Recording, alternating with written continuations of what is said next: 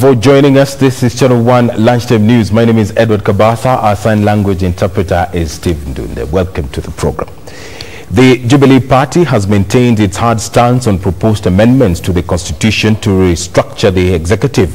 Party Secretary General Raphael Tuju says the ruling party will not entertain the creation of a post of a Prime Minister and 2 deputies, though the amendment of the Constitution has been pushed by a section of leaders.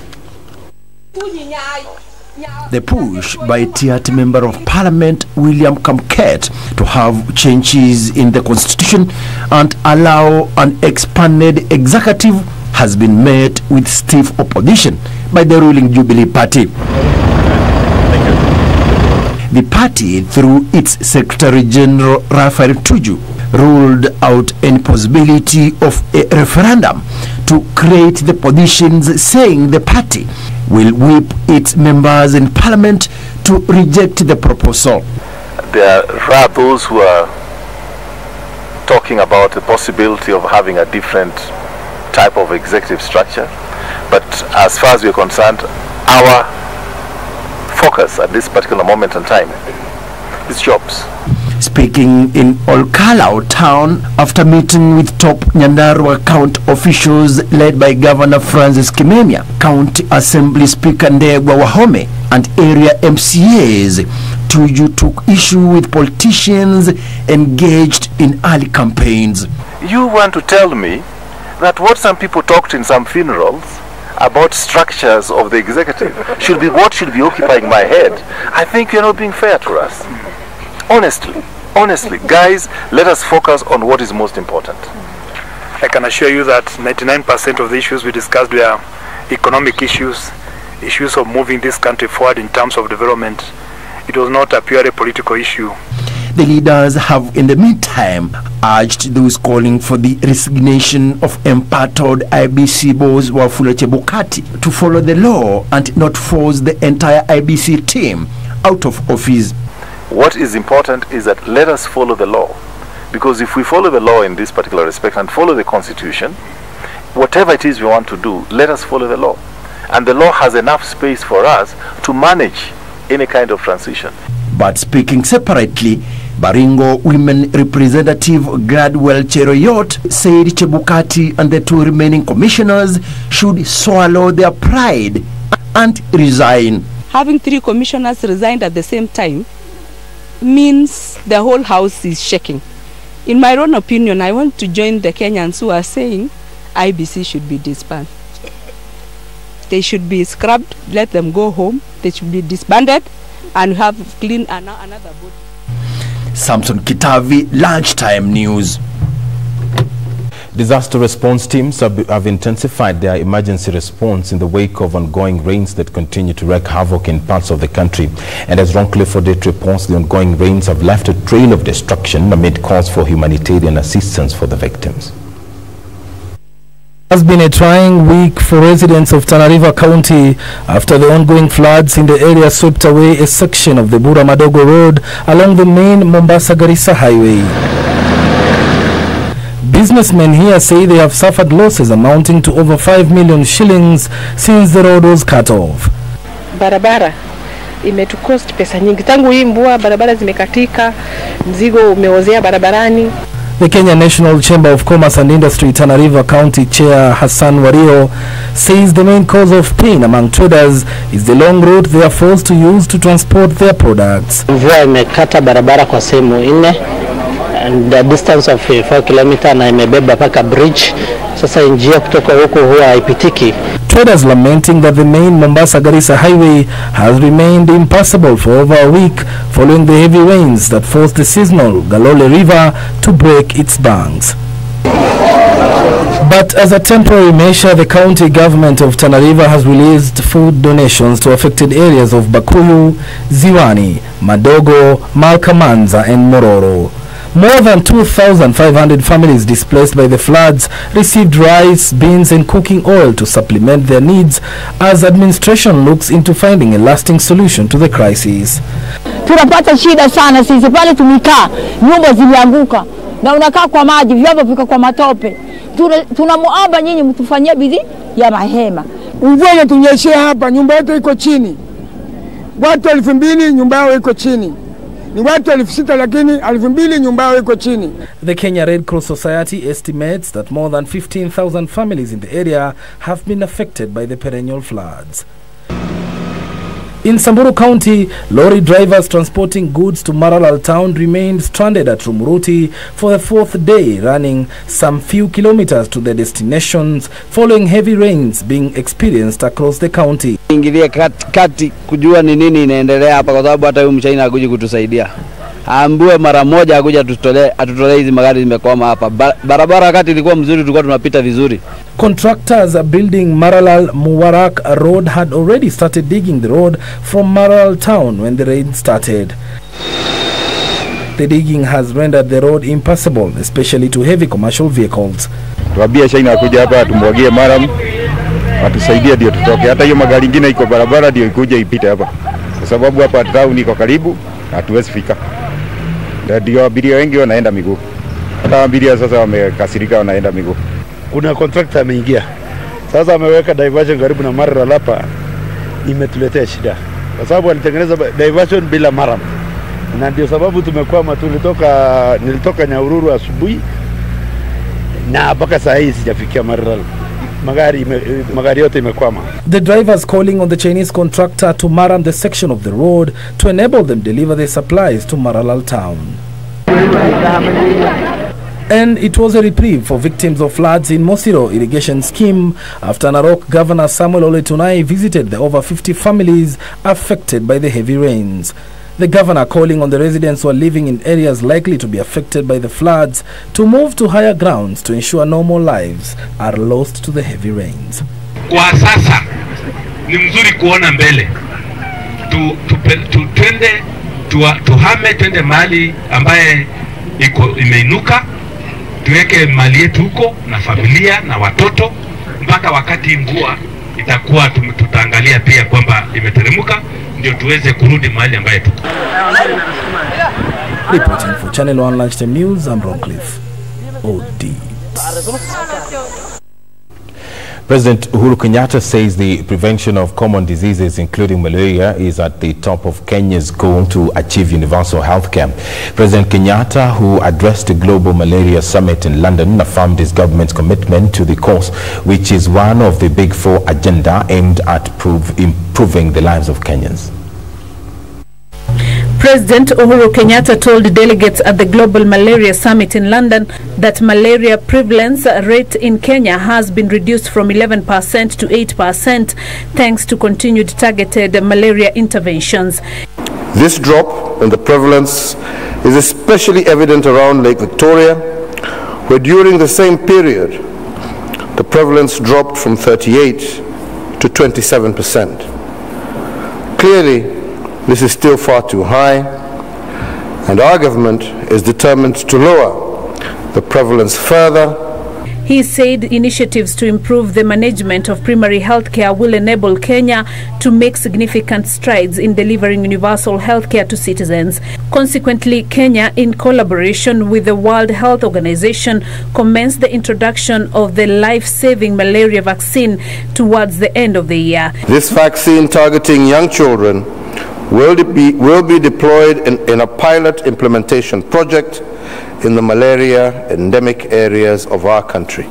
He said the government is determined to lower the prevalence, morbidity and mortality caused by malaria by 2/3 in the shorter term and endeavor to eliminate it by 2030.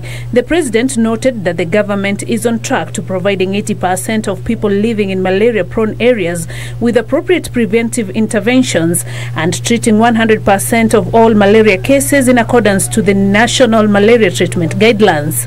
We have just concluded one round of the mass net campaign, where we distributed 15 million long-lasting insecticidal nets in 23 of our counties that lie in malaria risk zones.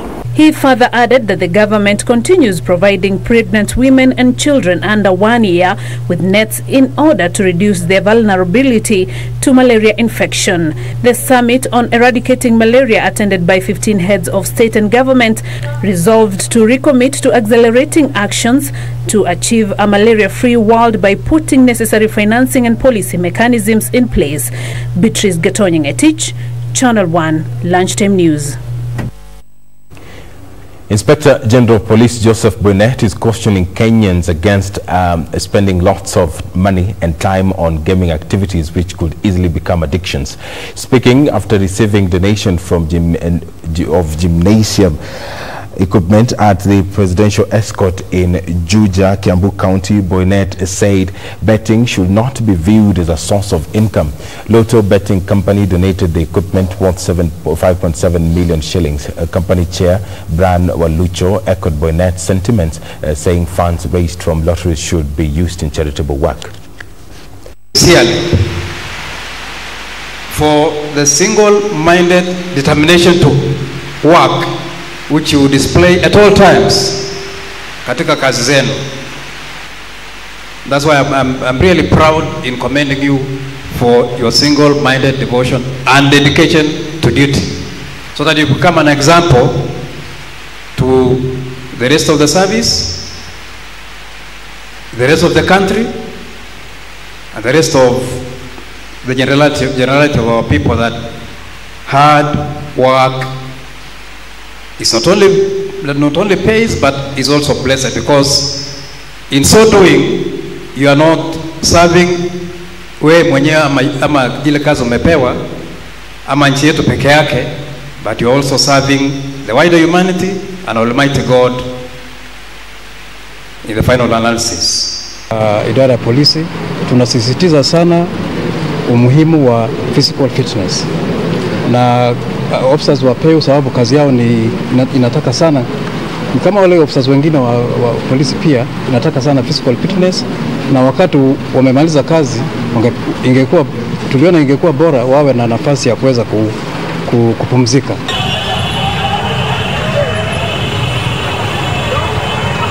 Four people, including a police officer, are nursing gunshot wounds after a fight broke out between police officers and a group of youth in the Mwea settlement scheme.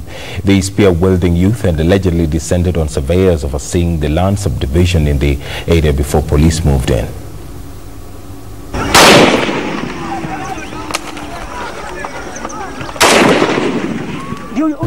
A violent response to a violent resistance to land subdivision in the Mwea scheme.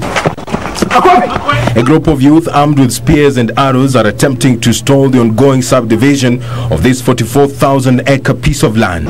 We had nothing to do, but one of them was shot at the shoulder, that is the left shoulder. The bow and arrow recovered from him. Other bows and arrows and other machetes were also recovered. Catapults and other stones were also recovered. Those youths dispersed. These officers narrowly avoiding being shot by an arrow. The land subdivision, which began a few days ago, has been met with some pockets of resistance. The fracas left 3 of the protesters nursing gunshot wounds and a police officer injured. The government says it will not allow detractors to derail the 2-week process, accusing some quarters of attempting to grab the land. And in other matters, the Murang'a County government has launched free optical and dental services at the Kenneth Matiba Eye and Dental Clinic in Kano as part of eulogizing the political veteran who passed away on Sunday. According to Area Governor Mwangi Wairia, the facility will continue offering the services for free until Matiba is buried. The nation continues to eulogize the late Kenneth Matiba as a statesman and a selfless leader who bravely fought for the interest of many. Sisi Waislamu tunasema inna lillahi wa inna ilahi rajiun. Tulitoka kwake na tutarudi kwake. Kwa hivyo tunapea pole familia na Mungu awe nanyi. Back home in his county, Muranga, the area leadership will be offering free health care services to all at the Eye and Dental Clinic in Kano, a facility named after Kenneth Matiba, as part of eulogizing the political veteran who passed away on Sunday after a series of hospitalization. Furahi kwa sababu ya Matiba, Jubilee ametupatia urithi huyu ndio tutibiwe. Mimi nilikuwa nakuja juu ya macho, nimeingia mlango wa kwanza, sana ngojea mlango wa pili. Tulikuwa tumesikia habari ya hii free eye na dental clinic, ndio tulikuwa tumekuja kutoka Mwea na tumesaidika. Mamangu amepata dawa na amepata specs. According to the area governor Mwangi Wairia, all are welcome for the event that will last until Matiba is buried. Meanwhile, the joint organizing committee comprising the veterans' family members and government officials has agreed to hold 2 public funeral services for the departed prominent politician and businessman at the All Saints Cathedral Church in Nairobi on Wednesday, the 25th of April, followed by another service at Ihora Stadium in Muranga Town on Thursday, the 26th, ahead of his state burial. The Kipsigis Museum in Kericho County has kicked off a cultural week as it seeks to showcase the rich culture and heritage of the Kipsigis community. The one-week event will display artifacts and tools used by members of the community, some dating back to the 18th century. The Kipsigis Culture Week being held at the Kenya National Library service in Kericho kicked off on a high with members of the public streaming into the exhibition. Chair of the Kipsigis Museum, Paul Tum, and Kericho Deputy Governor Susan Kikwai encouraging members of the public to attend the exhibition. We want to encourage most of the residents in Kericho County to come and pay. It is not going to cost you much. You have heard it is opened since Monday and it will end on Saturday. And all you need to pay as a student is 30 shillings, an adult is 100 shillings, and a foreigner is 1,000 shillings. So we want to encourage you to come and see what is on display. And we want to thank everyone for the cooperation that they are giving us on this aspect. As you know, culture is devolved, and so we have the Education, Culture and Social Services Department who will be able to work with the museum.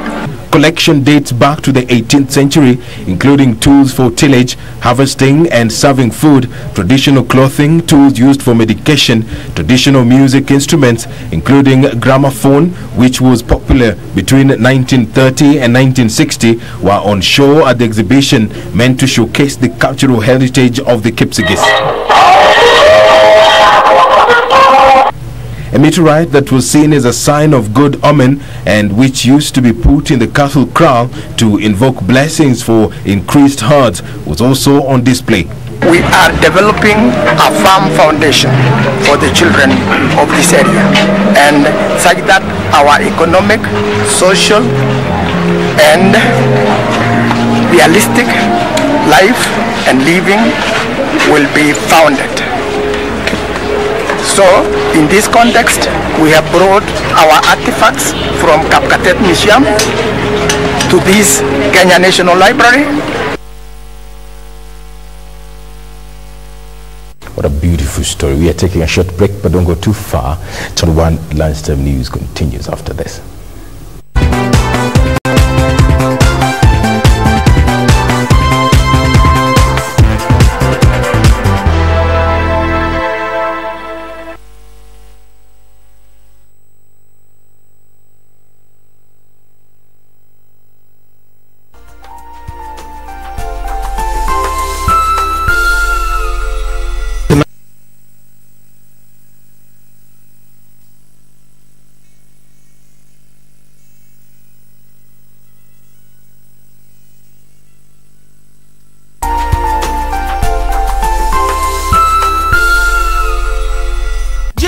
Waweza fanya nini kwa dakika 4?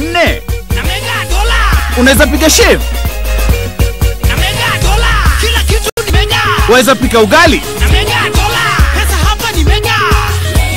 Na mega dola. Labda waweza fua nguo? Ni mega. Na mega dola. Ama unaweza tengeneza milioni 30.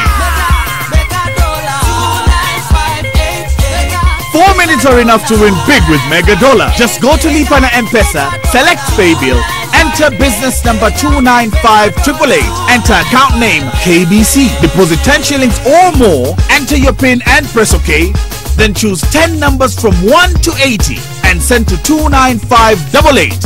And you can win up to 30 million shillings every 4 minutes. Deposit, play and win with Mega Dollar. The big game for big winners.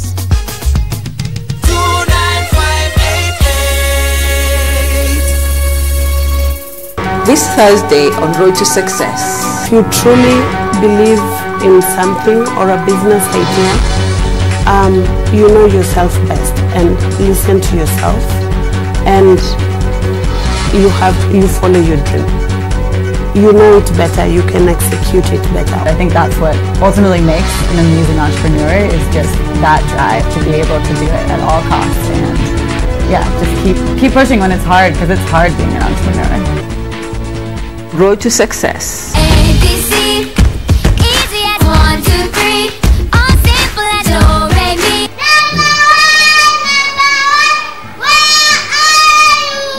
Everybody's thinking, anticipation. KBF. Happy birthday, happy birthday. I'm feeling good, so Hollywood, oh Hollywood crazy. Join me, Shana, on KBC Channel 1. Big Minds. Well, every Saturday at 9:30 a.m. On the boulevard.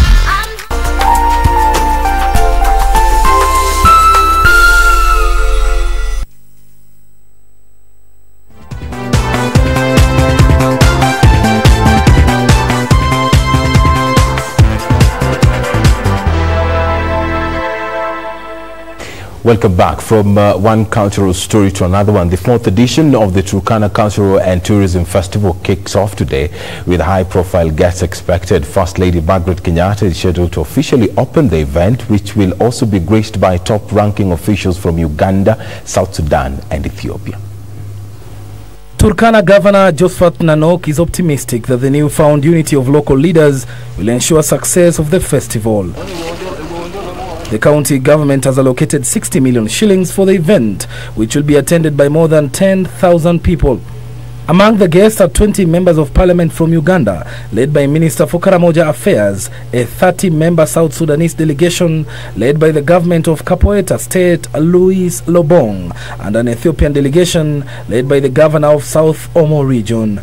The 3-day festival will feature cultural exhibitions by Turkana, West Pokot, Tharaka Nithi counties, and international dances from South Sudan, Ethiopia, and Uganda. Previously, we will run this as a county event, and there will be nobody from the national government participating. That's one of the biggest things. The divisiveness that was there before is over.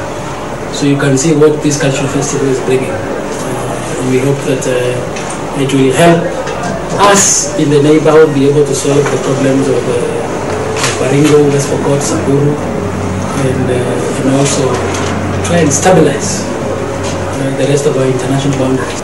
Also lined up is a beauty contest dubbed Miss Ataker, which will also be held as part of promoting peace between the members of the Ataker community, who include the Ateso, Toposa, Turkana, and Nyangatom of Ethiopia.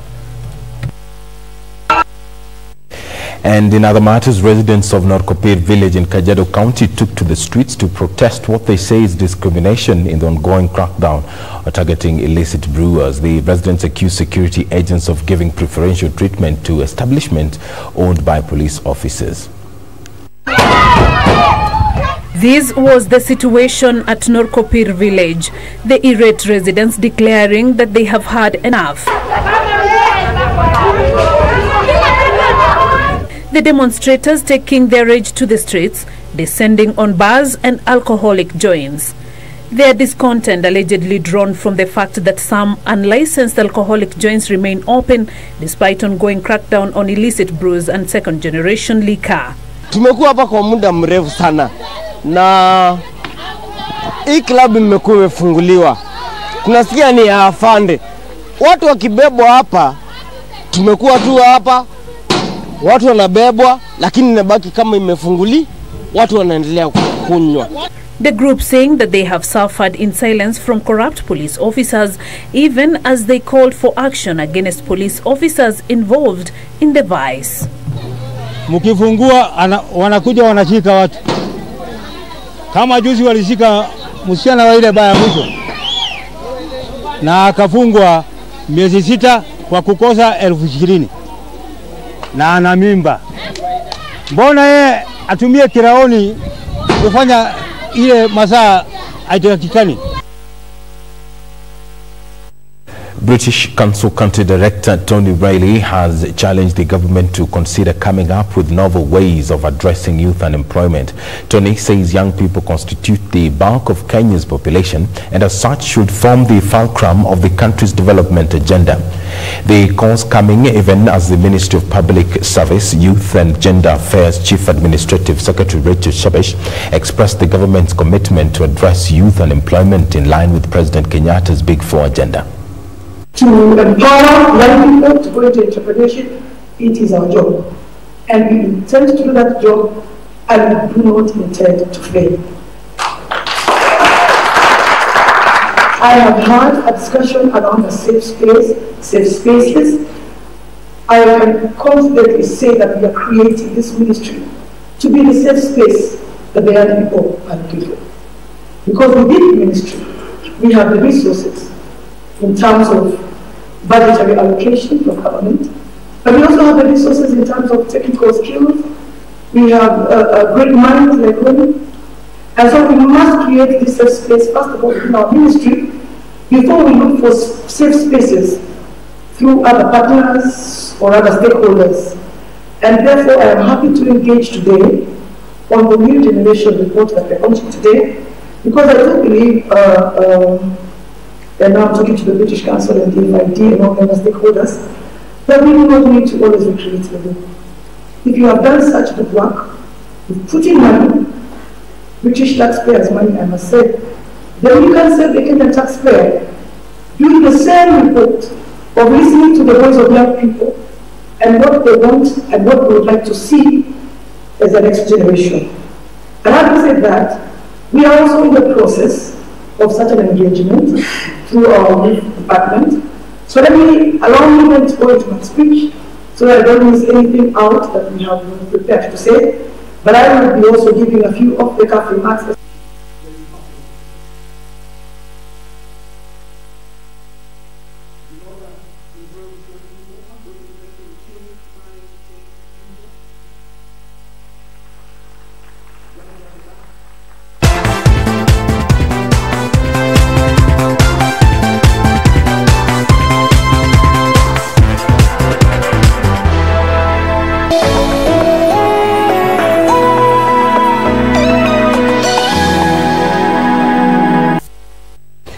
Let's now cross our borders. Drama unfolded in the Nigerian Senate after a group of protesters took off with the Senate's mace. Suspended Senator Ove Omogo Agege was arrested over his role in the incident. These were the scenes as the group of protesters forced their way out of the chambers with the mace. Omo Agege led several intruders who rushed into the upper chamber of the country's parliament, grabbed the ceremonial staff during a session and fled with it. Senate spokesperson accusing Omo Agege of leading the group, saying they had committed treason. Omo Agege was recently suspended because of a row over comments he made during a debate on electoral reform. The suspension was to serve as a deterrent to other senators who might wish to take the senator to court over internal matters. Zimbabwe's government has sacked more than 10,000 nurses who went on strike on Monday in an apparently hardline attempt to quell labor unrest. Reviving the health sector has been a key challenge for President Emerson Mnangagwa, who recently agreed to pay rises in order to end a doctor's strike. A move to end an ongoing salary dispute that saw 10,000 nurses in Zimbabwe down in tools on Monday has ended disastrously. Vice President Constantino Chiwenga announced the sacking of all the nurses whom he said had refused to to return to work even after $17 million was released to increase their pay. In a statement, Chiwenga said the government had decided to discharge all the striking nurses with immediate effect in the interest of patients and saving lives. He added that unemployed and retired nurses would be hired to replace those who had been sacked. Critics, however, say that the extraordinary move may simply be a tactic aimed at forcing the nurses back to work. Zimbabwe's Nurses Association said it had taken note of the move, but added that the strike will continue.